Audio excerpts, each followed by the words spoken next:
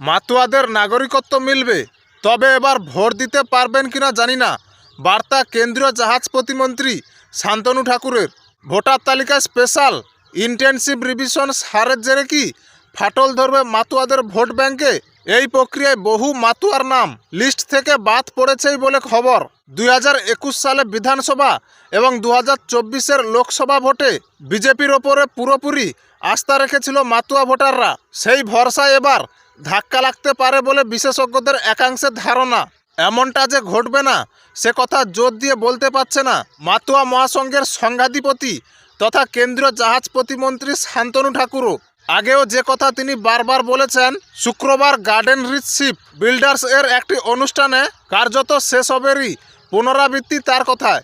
এদিন vote oh মাতুয়াদের নিয়ে প্রশ্নের মুখে পড়েন তিনি। ভোটার তালিকা থেকে এদের নাম বাদ যাওয়া প্রসঙ্গে শান্তনু বলেন, লিস্ট থেকে রোহিঙ্গা এবং বাংলাদেশি মুসলিমদের নাম বাদ দেওয়াই কেন্দ্র সরকারের লক্ষ্য।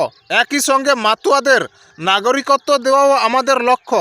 তাহলে এতদিন যে মাতুয়ারা ভোট দিলেন তাদের অনেকেরই নাম কেন বাদ পড়ল তালিকা থেকে? শান্তনুর জবাব, আমাদের দাবি ছিল নাগরিকত্ব, সেই লক্ষ্যে কাজ চলছে।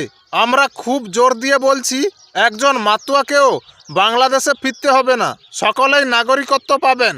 কিন্তু তারা কি বিধানসভা নির্বাচনে ভোট দিতে পারবেন? সরাসরি উত্তর এড়িয়ে কেন্দ্রীয় প্রতিমন্ত্রীর উত্তর, এই বিষয়গুলি তো নির্বাচন কমিশনের বিবেচনাধীন, ফলে এ নিয়ে আমি কিছু বলতে পারবো না।